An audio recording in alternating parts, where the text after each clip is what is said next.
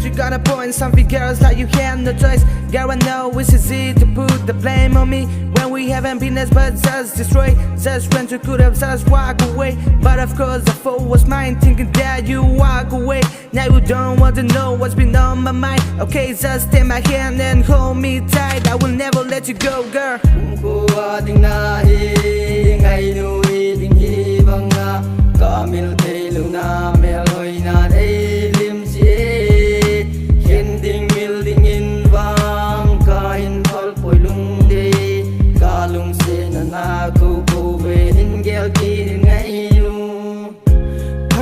Sa ho kêu nan cả lung sungi na không gì nghe cả lung xin hai sa nghe building bana lompo me ding hi bang càng ngày gì na him na mi ngày du na di ta ni cha mi lâu dễ no cô ding na hi ngày nu ding hi bang na ka mil te lu na me loi na dei lim ji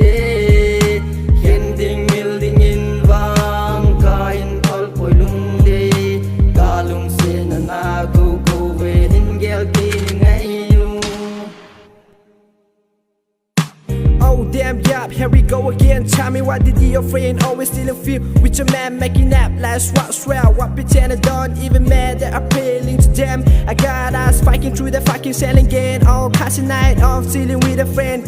Yeah, even my girl, so they looking at the grave as their fun to the mouth. So sorry before looking around, they say this common sense. So a lady's limit us to me, but sorry please. She has a really good friend. What's on you? Wedding dream, I had a home and dream. The one they marry only my queen, and that you have been to, I don't see you now. The slap and let you live, I'm forced to live. No choice for me, girl, I need you. Na na na na na na na na.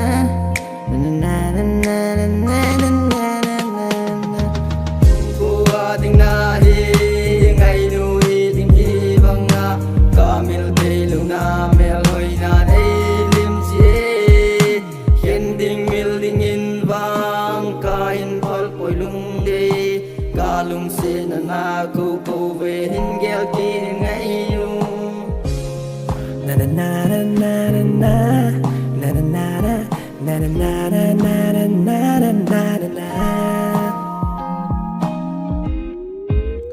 Hey girl, nang bầu hi cũng không min lâu đinh ý đẹp nam một sâu đi hung yên cả ngày hung yên thêm thu trang suốt khó mới tê lung tung một số na đi cùng khôn là na đi ngã party nên càng giàu gì nhé ni khả nam em muốn lâu viên cả mong dâu gì bội cả hình ngày gì này hình ngày gì em lên na muốn cả muốn gì tiền cả luôn nhìn là làm gì nhé nang lẹ kì